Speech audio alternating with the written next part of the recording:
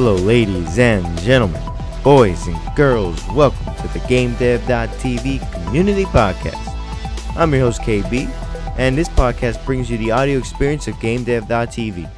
Now, let's get right into the podcast. Welcome to the show, Bryan. Can you give us a little introduction about yourself to let the GameDev.tv students know a little bit about who you are, and then we'll go from there. Yeah. So I'm Bryan Venzen. Been in the game industry for about it's getting close to 10 years now. I'm a VFX artist. I've worked for a couple of studios people may know, Nintendo, Telltale, Volition, the guys who made Saints Row, and BioWare. And yeah, I just love game development and happy to talk to you guys today. Wow, so you've done it all. You've worked for all of those big studios. Yeah, I've been all over the place, man. That's hilarious. And awesome, dude. So now, what was your earliest memory of like either gaming or just being creative?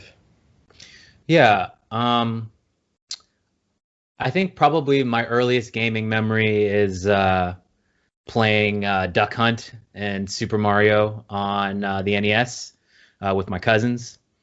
But I kind of think like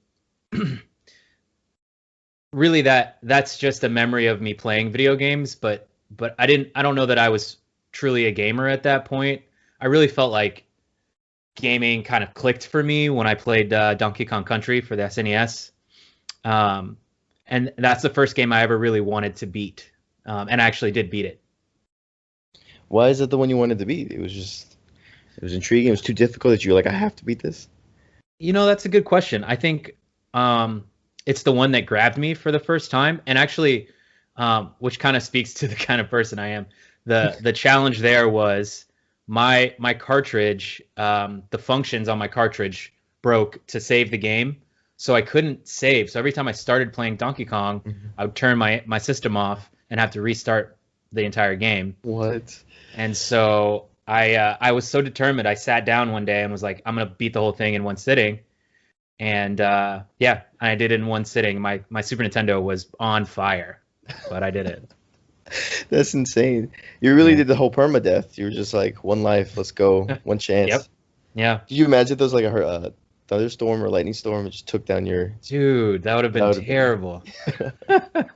Oh, man. So what was your experience like growing up? Were you always into art, being creative, or were you just doing the normal things? I've been drawing since I could pick up a pencil. The teachers wanted me to do writing, and I wanted to draw. And my mom really kind of fostered that in me. She would sit me down with pencil and paper and just let me go, and I just drew and drew and drew. So yeah, I really got started early creatively, and I was always a nerd too. So my mom would watch cartoons with me on the weekends, and that was kind of like the inspiration for the art. We'd watch. What did you watch? Spider-Man. Yeah, I was like a Fox Kids cartoon show. That was the animated Spider-Man series with like Madam Web and like the really awesome like Daredevil episodes and that love that show. All the animated series are really good. The Batman animated series, phenomenal. Spider-Man, phenomenal. They need to do that again. What's going on? Animation's kind of changed, man.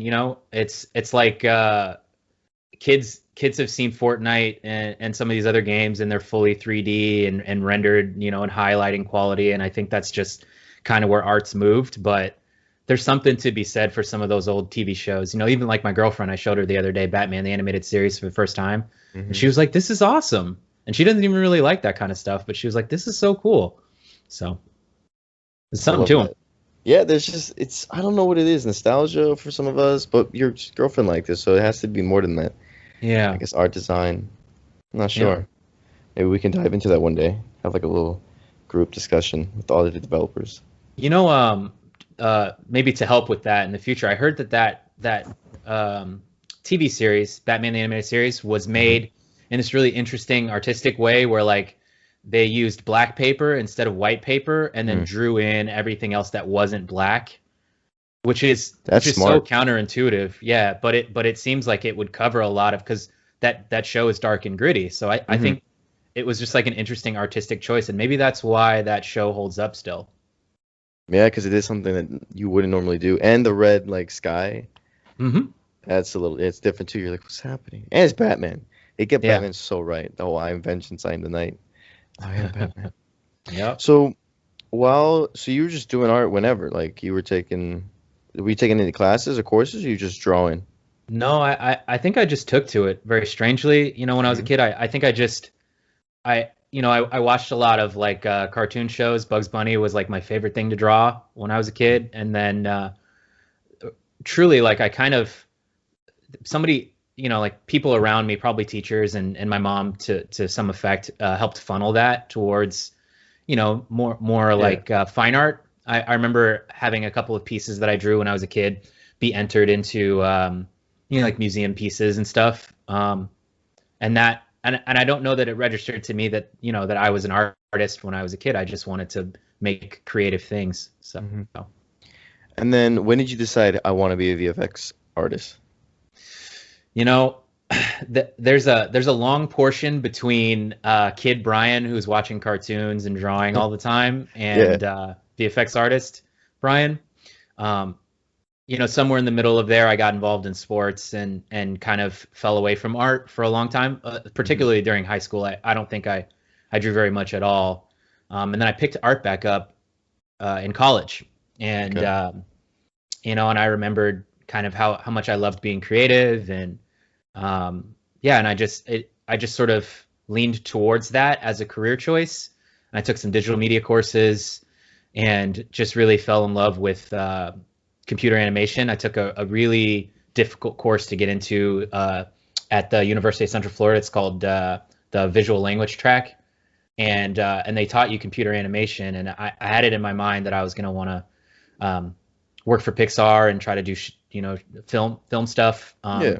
Fell in love with animation, and I had a professor, shout out to Cheryl Cabrera, my professor, um, who teaches at the University of Central Florida Visual Language track. Hmm. She was like, you should go to the master's program, um, that's for game development. And I was like, yeah, that sounds like a really cool idea. I love video games. I continued to play them throughout my whole life. I just didn't think that I was going to do that as a career. And the master's program really sort of helped me realize that. So And where are you located now? Are you in Florida still? Or no, no, no, no, no. Florida born California? and raised, but I'm in Texas now. Okay. That's funny Yeah. because I grew up in Florida and actually I'm here for the week, Mm. but I usually live in LA because I just moved there at the beginning of this year. But it's been crazy with the whole coronavirus. Oh, let's get into you going to school for art in college. Did you Hmm. plan to be a VFX artist while going in there, or you were just like, I'm gonna do all art and see which one hits me the most?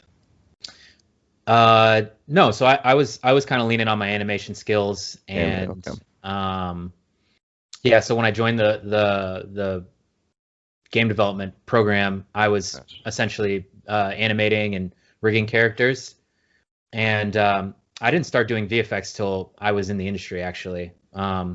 So everything I know about visual effects is self-taught. I did the master's program, got out of school, and got a job at a small kind of indie startup kind of place making mobile games. Okay. And I was a generalist. I was doing animation and rigging, and a little bit of UI, and a little bit of effects as well. But even still, then I was sort of just invested in doing lots of different parts of game development, and yeah, and then it only clicked that VFX might be sort of a career path for me when I got my first kind of real industry job at a place called S2 in Kalamazoo, Michigan, which Hmm. I know sounds like a made up fanciful place, but Kalamazoo. Kalamazoo, but it's there. I can see it on your LinkedIn. Yep, That's an yep. interesting name. Yeah, I know. I thought so too. Actually, when I took that job, it's funny. When I took that job, I had a call with the HR department of S2 Games, and the woman that spoke to me said, we love your work, and we know you're really sort of green to, but we think you have a lot of potential. We'd love to have you come out and see the studio. And I had looked them up online before that conversation, and they had a studio out in California, and I was like, well, that's awesome because game development happens in California. Hmm. And when I spoke to her, she said, "Oh no, that's just like you know, like we just have some distribution stuff going on over there and a couple of artists, but our real studio is in Kalamazoo, Michigan. And I was like, oh. She was like, does that change your mind? And I was like, no, no, I you know, I'm ready to, you know, to start this game development career. So I took the job anyway. That's pretty cool because it's like in the middle of where you wouldn't expect to be. It's like I'm gonna start my career in Kalamazoo, Michigan. Yeah, yeah, yeah. And it was Yeah. in the cold, and you know, I had never experienced. You know, I spent 20 years in Florida. You know, going to school and growing up, and that was my first move out of state ever. And it was like the beginning of something great in my game development career. Mhm. Now, you think if you didn't take that, you would have had a harder time finding another one, or it was just an anomaly? I actually really like to tell this story, and you know, I've done game development talks like at schools and stuff, you know, Mhm. to developers who are, you know, just trying to get into the industry. I I had I had put it in my mind that I wanted to leave Florida and continue to do game development, but you know, the indie startup I was working for wasn't paying very well, and the game Yeah. wasn't, you know, humongous. And I you know, I had gotten into this because I wanted to work for, you know, Naughty Dog, and I wanted to, like, you know, do the Yeah. thing. And so I was like, I got to get out of Florida, and so I got a fire under me, and I sent out like 300 applications in 3 weeks, and I got one callback, one. Dang. You And it said was that place. 300? Yeah, 303 weeks. And I remember that because it was, you know, like it was so rapid, and I was counting and trying to track it all, and I had spreadsheets, and I was like, you know, one of these people is going to call me back, one of them. And it was the one in It was Kalamazoo, Michigan. Kalamazoo. Yep. And I No, that's was like, incredible. Yeah. I got to So take it. you have to, yeah, because those opportunities they're rare, but they'll come. You have Yeah. to be ready for it. So for you to be ready for that, how long did you study for? Or was this like over time you would study over many years? Or was it like you put so much sacrifice into your work? Yeah, I mean, at that moment, I had, you know, I had done 4 years of undergrad Hmm. in this really rigorous, you know, visual language track that very few people could get into to learn computer animation. And then, you know, I did the a 2 year program essentially, um, in University of or Florida Interactive Entertainment Academy, FIA, at the Hmm. University of Central Florida. And you know, and night and day was learning game development. And I really thought the minute that that program ended, I was going to have a job, and I was going to be, you know, like Naughty Dog, here I come. And, you know, and I start working at this smaller place, and it's not exactly what I thought game development was going to be. But, you know, I was like, I got to make the sacrifice here. I got to leave home. I got to find a place that's going to employ me so I can get this Hmm. experience and start making games. And the next job will come after I do this one.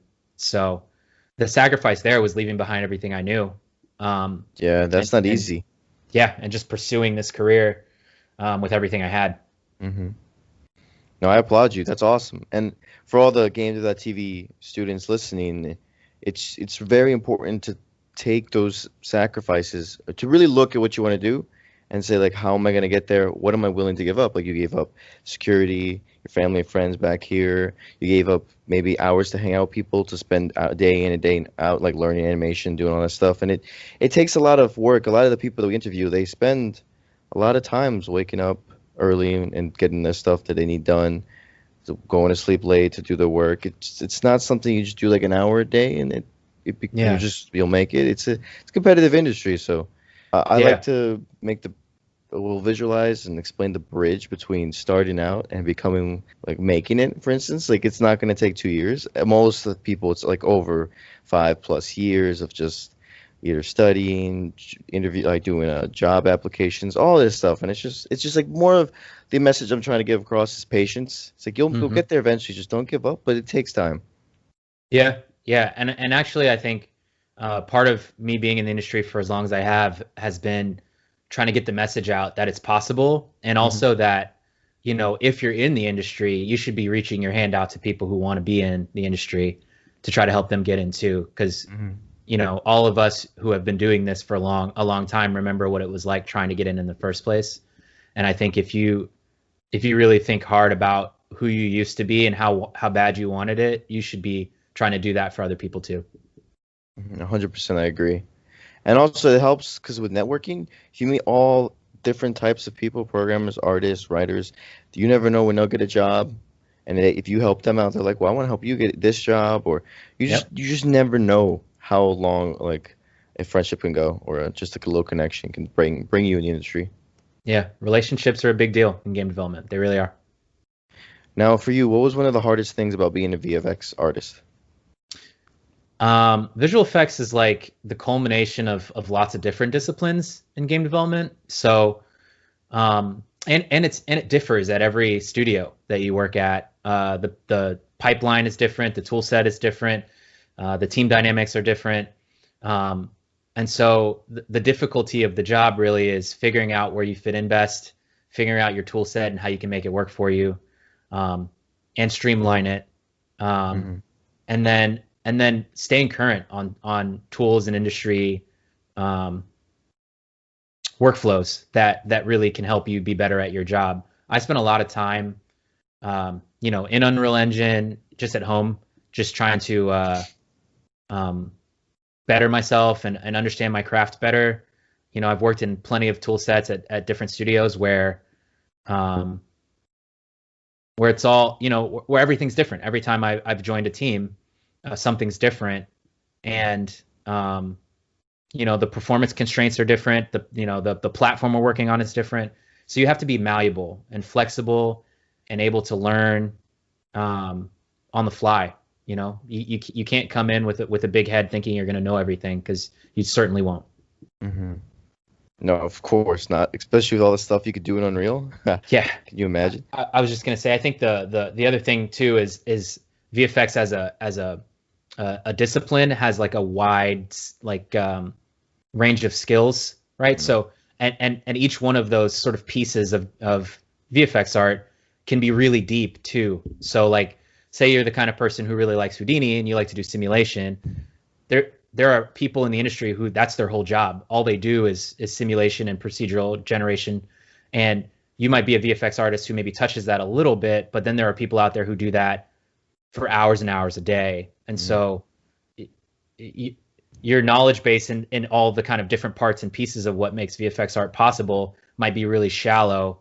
And you might spend a lot of time sort of trying to develop the deepness in each of those things across a wide spectrum of skills.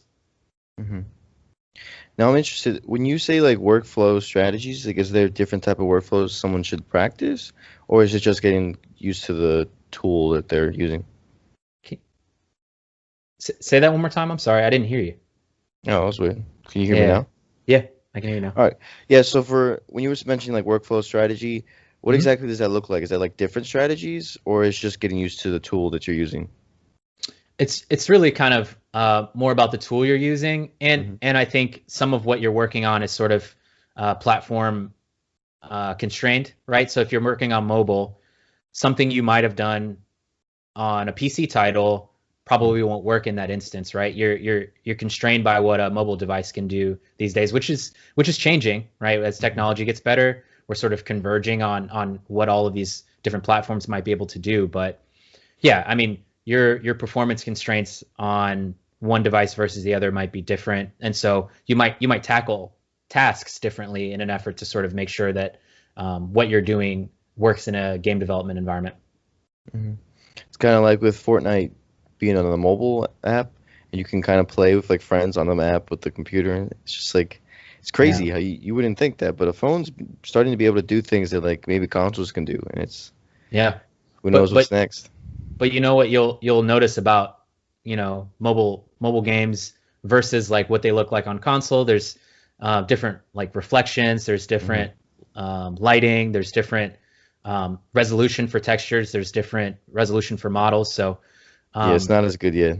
Yeah, you'll like Fortnite, which will look crisp and round like a Pixar movie, like on a PC with a great graphics card, might look more like Legend of Zelda: Ocarina of Time on mobile, right? Because it's just you just have to lose quality in an effort to make it run. Going back to Nintendo 64 days, they should do that though. They should release some of those games on the phone. They could probably do it. Yeah, at this point you could, I think. Yeah. Or even Pokemon. I don't know why they haven't done that.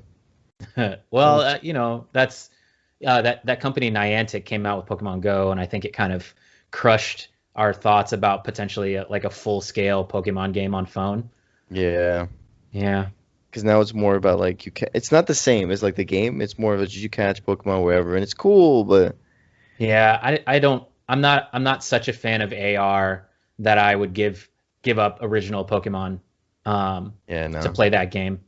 But like the Nintendo Switch is it's kind of like having a phone, you know what I mean? Mm, Like that's you true, can yeah. play. So it's close. We're getting there, I think. Do you like the Minecraft Earth, the AR version? I do, man. I watched I think it was like maybe a couple of years ago. There's a GDC presentation that was like Minecraft and AR, and I was blown away. It was like a tabletop, and you could see the entire Minecraft map and like, rotate things around and build Yeah, in it's like a insane. 3D. I was like, man, That this is is gonna be cool. cool. Yeah, Yeah, because then you could just literally make anything you want within the world around you, and you can see it if you have like the phone, and everybody else can see your creations. And I was like, that's you literally turned the Earth into the Minecraft world.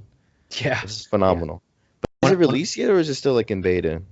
I think they're still working on it, but it reminds me of when I was a kid. I was like I get to like summer, like you're in school and then summer hits and then you're like bored as hell in the house. Yeah, Um, like this first 2 weeks you're like yes, and then after that you're like I don't know what to do. yeah, I have nothing to do now. And my mom knew I was like like a problem solving creative kind of kid. My mom is, sh- again, shout out to my mom, Brenda Venzen. You're an amazing Hey, woman. I love you. Um, she bought me 3D, like fully 3D um puzzles, like 1,000 piece, what? like build the Taj Mahal in full 3D, and I would build them in like a day. I was so enamored by like this problem solving of finding the right piece and where do those go and how does this be created in 3D. And I never really considered until literally right now how that probably got me to start working in game development in some way, right? Hmm. Yeah. See, it's those like weird small things that are like those moments where you're like, that's when I knew, or that's when I started to my career. It could be like in a book. You'd be like, I started back when my mom got me the 3D puzzles. Yeah, yeah, yeah. I think in her own way, she was like, I know that this kid is artistic and creative, and I just want to foster that with him. And so Hmm. she did what single mom, by the way. So mom Cool. only, raised two kids, and And she she did a great was, job. yeah. Well, thank you, man. Yeah, she's amazing. So Hmm. And what's else is pretty cool about the whole 3D puzzle is it's not exactly like what you do now, but mm, it's the idea of it, the practice of it, fostering that led you to where you are now. It's some people think you always have to like, for instance, work in Blender or work in Unreal, but sometimes maybe it's about like taking from other things yeah, how they did it and then incorporating it into what you're doing, or maybe something totally different, like chess, for instance. You became so good at chess, not like you, but for hypothetically, and mhm. then you were like, "Well, I've mastered that. Now I know how to master this craft that I'm doing." Some stuff like that, where it's just like, don't always think that what you're doing isn't productive. It could be leading to something even better. Yeah, what's funny about that is I often find myself working like in a separate tool set than the engine. Like the other day, I was interested in um, creating like procedural environments, Hmm. and I saw that Blender had um, this way of doing it, but I couldn't translate that. Like it only showed up in like the render, and it wasn't like full 3D geometry. And I Yeah. was like, how do I get this to be in the game engine, like in Unreal? And through some tech art hackery, of just trying to like understand, like, if I was in Unreal, this is what I would do to get some deformation. I translated what I was working on in Blender to Unreal, and the skill sets sort of crossed over in places where it was helpful for me to get to that end result. Just by knowing one thing and learning one thing, I could learn and know another thing pretty easy. Hmm. Exactly. Yeah. So now, after finishing college, what was the experience like leaving? Was so like did you how did you get that first job, the one in Orlando?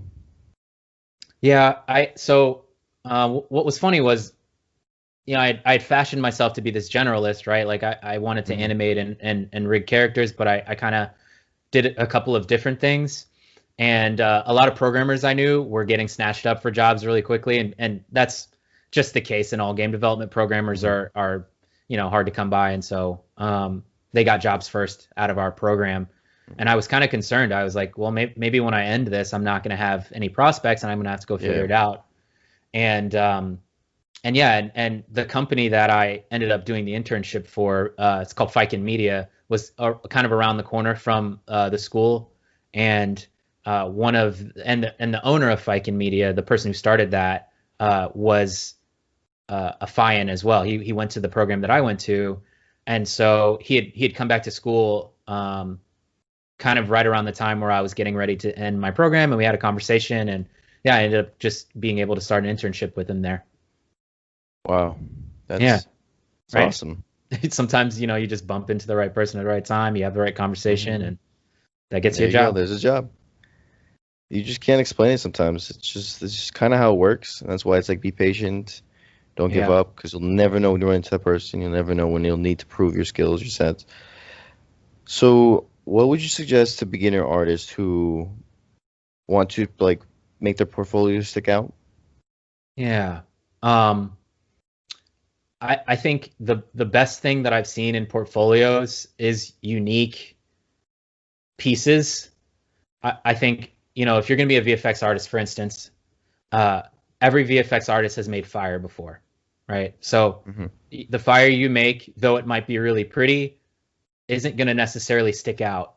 The things that I've got complimented on my portfolio has been stuff that people aren't normally showing. Like I did a matrix code rain kind of like shader that you could apply to the walls and floor of an environment, and that was that was like the tipping factor in some of the conversations I was having about jobs I was going to get. Or I did like an interesting cloth sim that was really performant and didn't rely on physics in the engine. And people were like, how did you do that? Right. You want people asking those kinds of questions, because you're the kind of artist who can problem solve and get to a solution that is unique instead of what everyone else is doing. No, that's a big one, because a lot of people can also follow tutorials.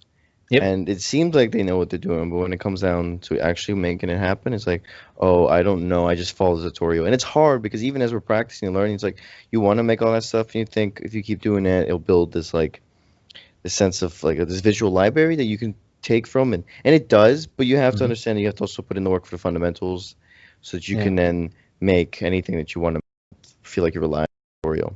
So. Yeah, that's really about concepts, right? It's like if I learned to make a translucent material that was really glowy and felt like it was a powerful energy, how can I translate that to something that is unique and maybe tweak some of the stuff that I learned in that tutorial to make something that is my own, right? There's nothing wrong with learning from tutorials, because we're all doing that, and in fact that's why I put tutorials out in an effort to give people that knowledge. But my hope is that you take that and translate it into something that's cool, build on what I already built and all these other people have already built to make something unique that we can then go look at and take from and make cool. Like that's the mountain we're all trying to climb, is like, you did something and then I get to take from you, and then I do something and you get to take from me. I love it. So what was some of the big studios you said you worked at? You said Nintendo and BioWare. Yep. Yeah. So I worked at Retro Studios here in Austin, and they're kind of famous for Donkey Kong Country Returns, which is funny, because that's why I was interested in taking the job, because I was like, man, Donkey Kong Country, huh? I would love to do that. So I joined their team, and they also made Metroid Prime, right? I worked for Telltale Games. I worked on Batman Season 2. I worked on Minecraft Season 2. I worked on Guardians of the Galaxy. I worked on The Walking Dead. So I was all over that studio. Now, how did that feel like once you got those jobs? Working in the game industry is as cool as it sounds. I think it's every day is another day you get to be creative, and you get to work with really interesting IPs that you grew up loving, and knowing and playing yourself. Getting a job at Nintendo was one of the highlights of my career. I would never have thought in a million years that I was going to work for Nintendo at any point in my life. Playing Donkey Kong Country in the past. I'm making the games I played when I was younger. That's so weird. It's Yeah, wild, right. man. It's Yeah. really secular and really just, like it just shows that hard work and dedication and being really focused on your craft can really, bring you to your goals. So That's nice. I need people to hear that more. So now, how long did it take to get you to Nintendo? From like, let's say when you started college, the year to getting that job at Nintendo. How long was that? How many years? I started college in 2007, and I started at Retro Studios in 2014. So about 7 years. Yeah, about 7 years. So look at that. See, 7 years. But then you Mhm. did it. You made it, and it was just as cool as you imagined. Yeah. What's funny about that time between those two? Lots of kind of ebbs and flows in my career and in the game industry as a whole. Like I started in mobile and learned how to make really performant art, and then got hired at another place who wanted to start a mobile division. Did that for a little bit. They decided they weren't going to do mobile anymore. They wanted me to work on the PC title. So that's a new platform in a new engine, making art in this new and interesting way for a new audience. That studio, employs me for about a year and a half, fires everybody. Big, huge layoff. How did you deal with that?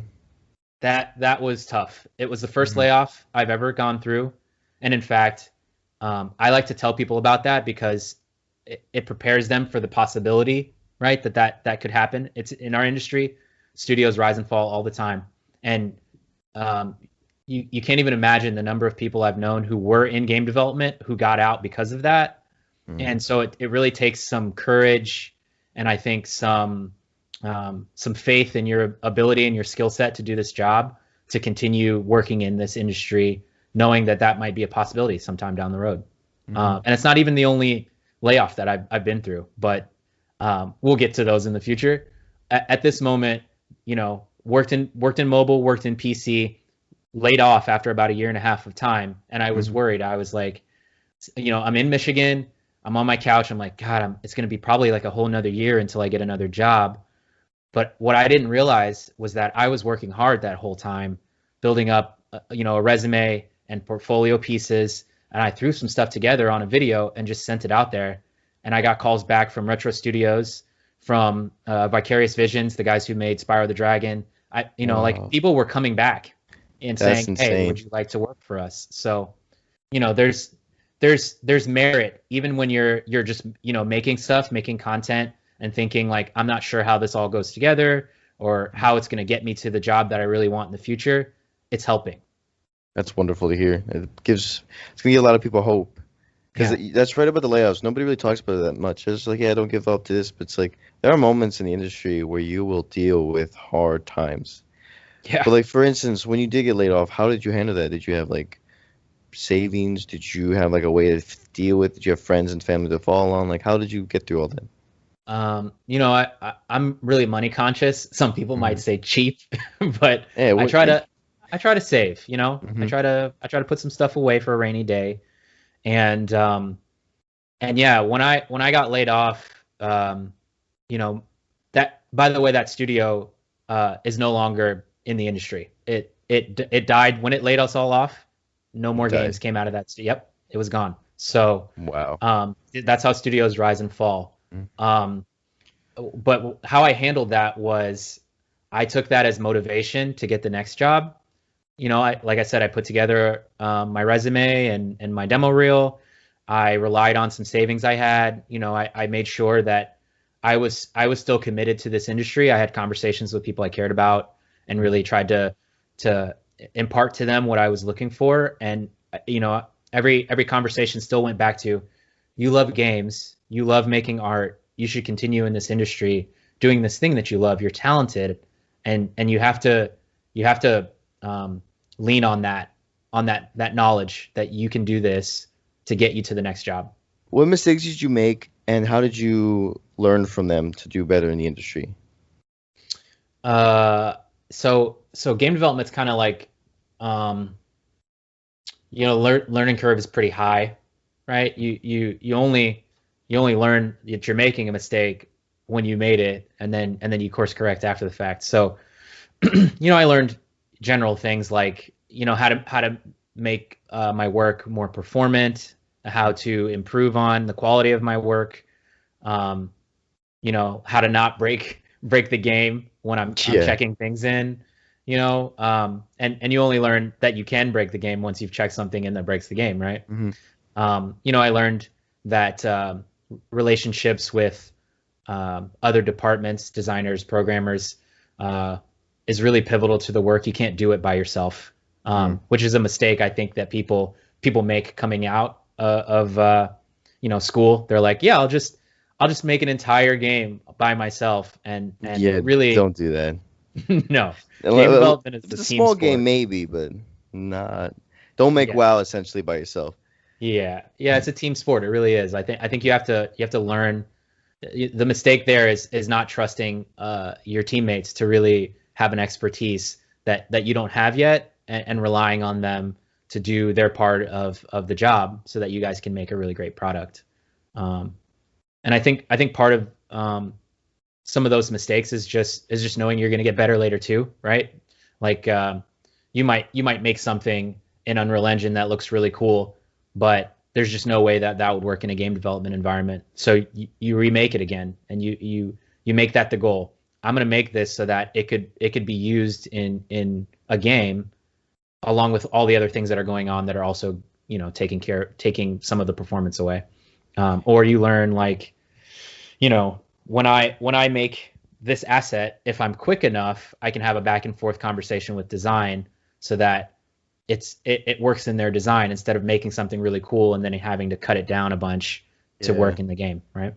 I was gonna ask, so is like learning visual effects outside of working at a studio totally different from the actual work you have to do in the studio because of those moments where you might have to cut corners? I would say there are certainly differences, right? Like, Hmm. I like I like creating VFX in Unreal Engine, as less of a game development exercise and more of like an art piece. Hmm. So, um, Unreal Engine's kind of my canvas of sorts. Um, and then in a game development situation, there are a bunch of other moving parts happening, including production, right? Like, um, you might be working on something that nobody's going to get to until 2 weeks from then, right? So there's not this sort of clear line to an end goal, right? It's more like, you're no one's working in a vacuum. You're all working on stuff at different times, and maybe you make this V effect that 2 weeks later then gets implemented into a design that you then come back and have a conversation about after. So, the difference there is that working with other people sort of changes the timelines, and again, the performance constraints. Um, it also puts you in a time box too, right? Like, Hmm. game dev is like a series of tasks over, like doing a bunch of different things. Whereas me just working on my computer, no one's gonna crack the whip and say you gotta do something else at this point. Um, which is another kind of probably mistake that should be mentioned. Sometimes you think that you have forever to do something, Yeah. especially in game dev, and you have a list of tasks to do all the time, and so you have to really be cognizant of what you're making at what time, and be working on the thing that's most important. Hmm. And normally in game development there are priorities to the tasks, so this thing is more important than this thing, so you should be working on this first, Hmm. and then you know game development sprint based, so you might have 2 weeks to work on that thing, and so you start to gauge your time better and understand how much you can do in an amount of time, and that's helpful for kind of future development as well. Yeah, so that was great what you said about the workflows and time management. And do you ever get Yeah. overwhelmed and you have to like rush or like crunch or you just tell somebody, hey, like I'm behind? No, a lot actually, and that part is also kind of part of the team aspect. I think communication is huge in game Hmm. development. I think the people who take care of production, you have to have some trust in them that you can go to them and say, hey, we're not going to get this done this sprint. We got to push that to the next sprint. And you guys talk about what's most important and what needs to get done. But absolutely, I get overwhelmed. Sometimes, you're rushing towards like a first playable or a deadline for something, and you're just running out of time, and you have to decide what's most important and make sure that gets in. When you got laid off, right? Did you think it was like the worst thing that could ever happen to you? I certainly was unprepared. Okay. I had a lot of other friends who were working at that studio, who, were devastated. I have a strange mentality about hardships that like they're the sort of impetus for me to, it's like the challenge for me to overcome. And so I got to work, saying I'm going to get a better job, the next time around, instead of sort of wallowing in what this industry could be. I was like, I'm going to get back in there. And yeah, I obviously took some time to care for my mental state and say like, this is a tough go. But yeah, I mean, it wasn't a deterrent for me. It was a motivator. No, I was gonna say, because usually when we think it's like the worst thing ever, we should always ask ourselves, how do we know this isn't actually the greatest thing that could ever happen for us? Because if you didn't get that like fired from that job, you wouldn't have started putting your applications out. You wouldn't have gotten that job from Nintendo. Exactly. And it's just you never know. How do I like not know this isn't the greatest thing for me? So yeah, exactly. I was gonna say that the road to where I am now is littered with sort of interesting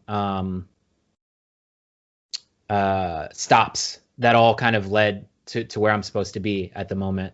And part of that is chance, but part of it is me making some good decisions too. Like for instance, working at Retro Studios was the product of hard work that I had done the years before, but it was a chance that they took on me to work at that studio. And then when I decided I wanted to leave there, I was really interested in narrative-driven games, and I loved the Walking Dead series from Telltale, and I was like, man, I really want to work there. And so I made the decision to go there. And when I got there, I was challenged to learn a new art style in their sort of comic book outline shader type style. I learned material shaders. I learned Houdini. I learned, to work in a larger group of VFX artists. And at one point, Telltale Games had a major layoff too. If people follow the industry, yeah, they had a huge layoff. Yeah, and so I didn't get caught in the crossfire of that, but most of the people that I knew and cared about at that studio were gone, and so I had to learn to be like a lead VFX artist, a senior VFX artist, really quick, and do the work that some of the senior VFX artists were working on at that time, and that helped me grow too, right?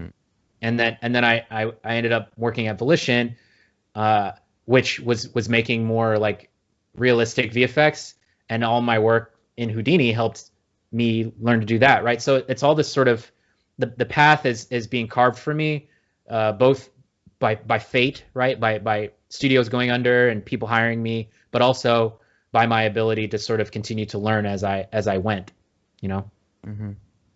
That's crazy. You became like what, just a regular visual effects artist to just senior. And you were just like, I have to do it now. Pretty quick. Yep. That's how you learn, though. That's honestly, if you get pushed to the brink, and you get to really show the world who you are. And, yeah. I had a CEO a while ago. He explained to me. I said, why are we rushing to finish this thing? Like why are you putting so much pressure on us to meet this deadline that you set yourself? And he was like, I find that people, when they're pushed to the edge of a cliff, will either fight and push back or fall, and the best work gets done when they start pushing back. And I was like, that's wild. I don't know if that's the best way to motivate people, but it certainly worked at the time. It's it's interesting. I think it's the best way to grow your team, but not lead your team. It's like dichotomy. It's like, okay, I get what you're saying, but overall, that's going to destroy the morale of your team in the Exactly. long run. Yeah. So that's another question for another day. But how did you get started with Unreal in college, after college, on your own? Like, how did you get started with Unreal? Yeah, I'm self-taught. All the jobs that we've discussed thus far, uh, Fiken Media was in Unity. Hmm. S2 Games was a proprietary engine. Retro Studios proprietary engine. Telltale Games proprietary engine. So we've talked about my career up to about 2017, and Hmm. I never used Unreal. Uh, Wow. throughout Oh, throughout okay. that entire time, I was picking up here and there some little tidbits about Unreal and maybe trying some stuff at home, but like didn't dive deep into it. Didn't really have any reason to because I was using proprietary engines everywhere I went. Hmm. And then when I went to Volition, which was not very long ago actually, with 2018 I think it was when I worked there. They had their entire VFX system was material driven, so um, I kind of liken their system to Unreal Engine a little bit, and so it only helped me to play around in Unreal Engine more than I was in the past to understand what I was doing at work, and that's when I kind of like fell in love and dived deep and started using it to create my own little games and projects for myself, and that helped enhance the work I was doing at work. It's insane though. That's you only touched it for the last what, 3 years, 3 years ish. And so now Yeah, you make tutorials, right, in Unreal and yeah, Blender? yeah, yep. I do tutorials trying to show materials and VFX and how people can kind of get started, and then try to make myself available to answer questions. So Now, are most of the tutorials in Unreal or is it Blender too? What's uh, mostly Unreal. I utilize or at least my attempt is to utilize programs that are free so that hmm people can follow along without spending a cent. Yeah, that makes sense. So yeah. So when did you feel confident to make Unreal tutorials? How long were you messing around with the engine to feel like I can teach this? Uh, I mean, I guess fairly recently is when I wanted to make tutorials. I had a level of confidence, uh, uh, kind of around the time where I was leaving Volition. I had spent a year, working in material systems and creating, um, a workflow that made really interesting and unique VFX. Um, and I knew that work could translate to Unreal Engine. And so kind of when I left there, I was like, I'd love to start showing people stuff.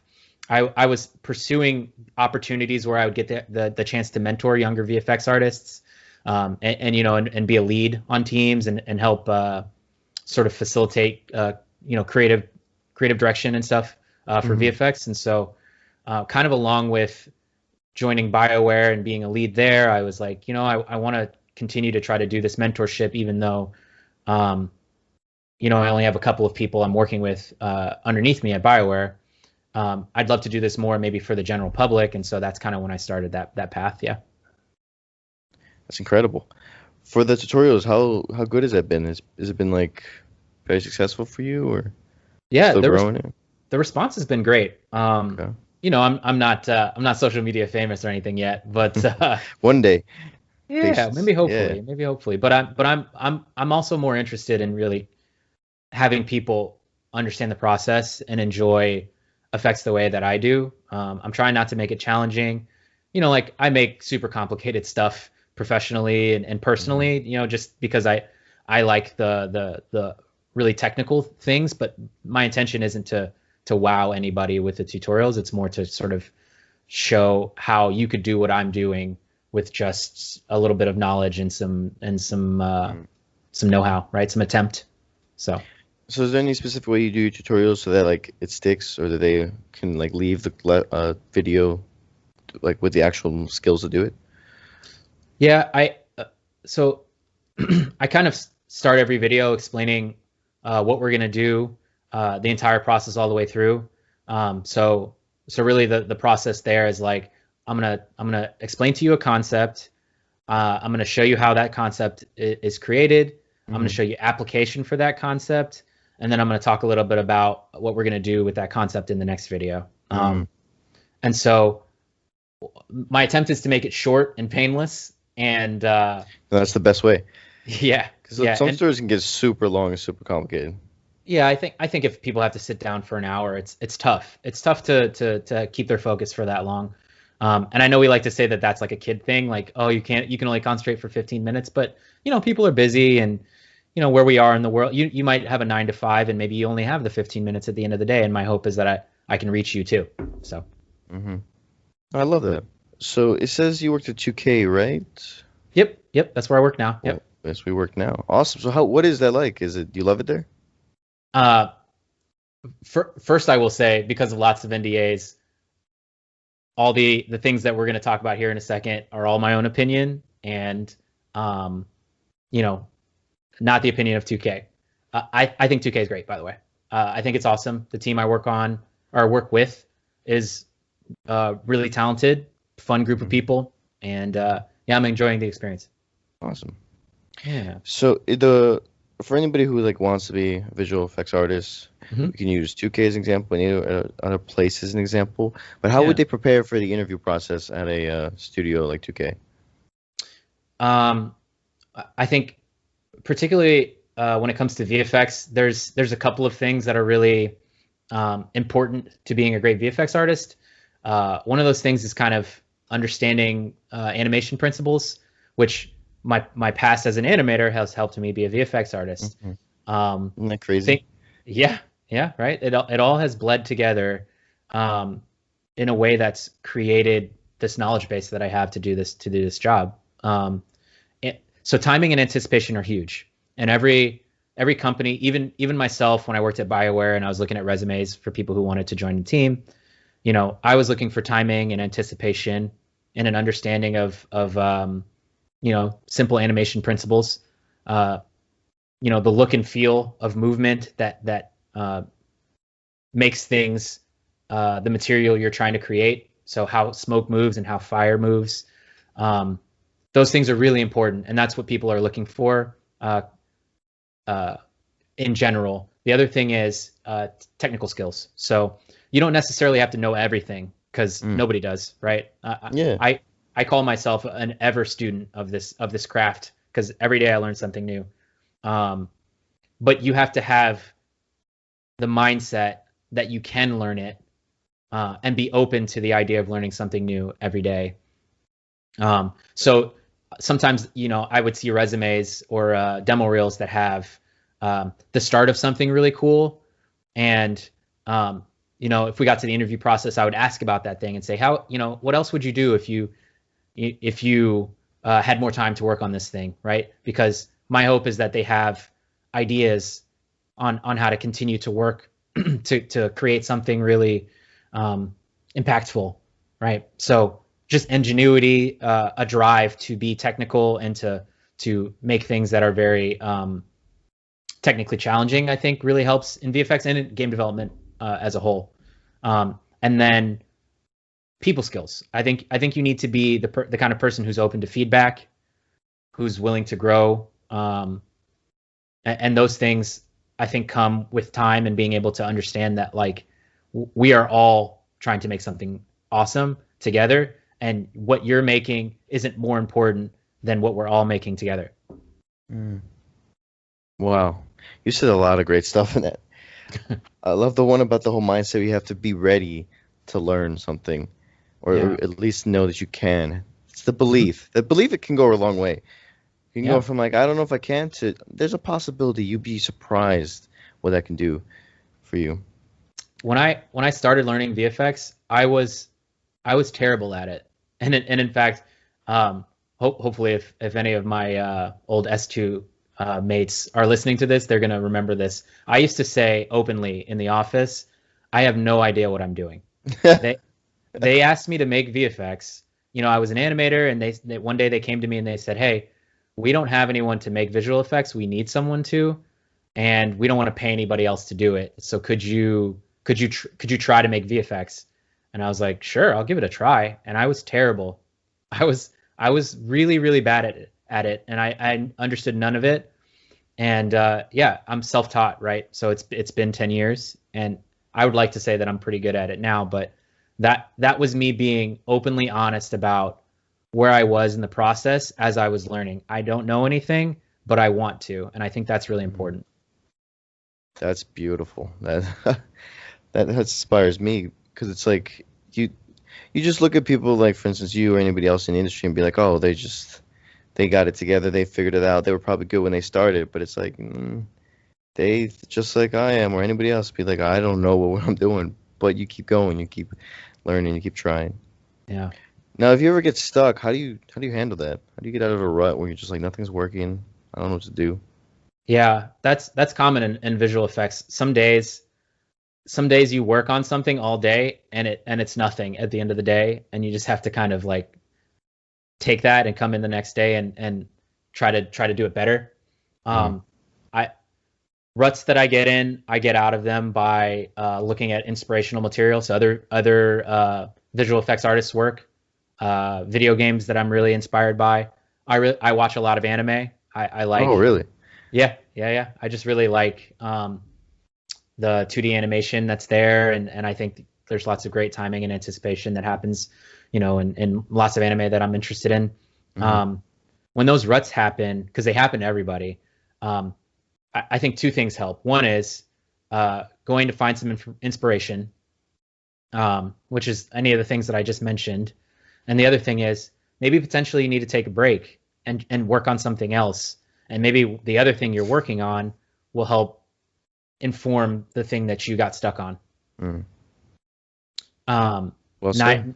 Ni- Niagara is a new, which I guess I'm dating this podcast now, but Niagara is a new like addition to the Unreal Engine software, Okay. and every VFX artist that I know on the internet right now, there's forums and stuff all over the place, is trying to learn this tool, and it's buggy and there's lots of issues with it, but no one understands it. After years of Unreal Engine 4 being out, they added something new that none of us know about, and so all over forums and the internet, people are learning on the fly and sharing what they're learning and trying to like invest in us all learning this tool together. And sometimes you get stuck, right? And And you then got to there's go. no answer. Yeah. There's no answer because it's not a thing where there's a book that's written about it yet. No, not yet. Yeah. So your hope That's is wild when it's like you everybody just comes learn. together. Yeah. Yeah. I think there's not enough stories like that in the industry where Mm. we're all trying to learn this thing at the same time and no one's an expert yet. No, even if you think you're an expert, this with all the technology and the AR, VR, future of what game's gonna be, PS5, X, all, just there's always something to learn. It's never Yeah. an end to this, Yeah. which is Yeah. awesome. It's why it's fun, it's creative, it's amazing. I honestly think it's one of the best industries because it's always innovating. You always have to think of new things. Always got to be on top of your toes. Like, Yeah. I'm one of those people whose minds really tick, right? I'm like, man, I want to solve this problem. I want to do that. I want to do this thing. And game development is a gateway to several problems to solve and several new things to learn. And I think my brain works perfectly for it. mm. Yeah. I did notice that there's some people are just better, and I guess equipped to handle some things, but I still think anybody can learn if they get the time and patience. Oh yeah. Yeah. Yeah. I totally agree. I don't think talent is awesome, right? Like, I guess if someone asked me directly, do you think you're a great artist? I would say no. I think I am the kind of person who strives to be a really good artist and Mm. does the work to be a really good artist. Naturally, there are people out there who could probably, paint circles around me, but I put in the time to be as good as I am. That's all that matters. Yeah. Now, that was an amazing way to inspire and finish it off. But I have one thing left, which is the challenge for GameDev.tv. Sure. Um, my challenge to the GameDev.tv community is reach out to another game developer, be it someone working in the industry or maybe someone who's trying to get into the industry, Hmm. and tell them that they matter. Tell them that their work is good and that they can make it. Um, and be an ally to people who want to join this industry, especially women, people of color who who struggle in our industry to get in. You need to be an ally and be the kind of person who is interested in helping new voices change our industry. Mm-hmm. I love that so much. And in fact, actually, I'm going to hand the mic to you in a second to end it off and shout outs, inspiration. But if you want, you could talk more about the whole giving everybody a chance to make it in the industry and giving all people opportunities. So I want to say thank you for coming on. That this was very informative, amazing, inspirational. Thank you, man. Thank you. Shout out to your mom for being the best and making you very to ponder and grow that curiosity and problem-solving brain. And just thank you so much. And I'm gonna hand the mic to you to end it off. And thanks for coming on. Yeah, thank you, Kevin. The only thing I'll say is, game development is a great space.